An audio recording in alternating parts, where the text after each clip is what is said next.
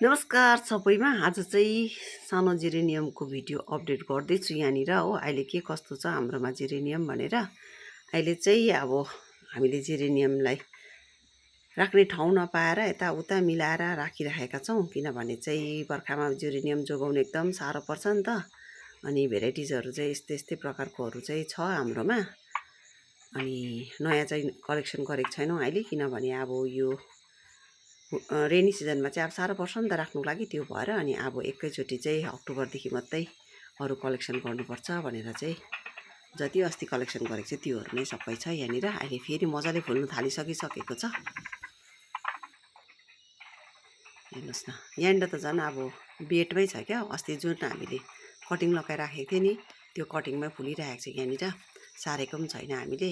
हेर्नुहोस् त, यस्तो प्रकारले राखिराखेका छौँ।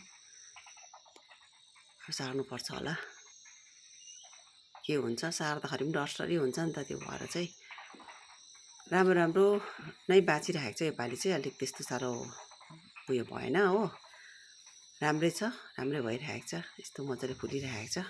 हेरौँ अब के कस्तो हुन्छ। यो बर्खामा राम्रै हुन्छ भन्ने आशा गरेको छु।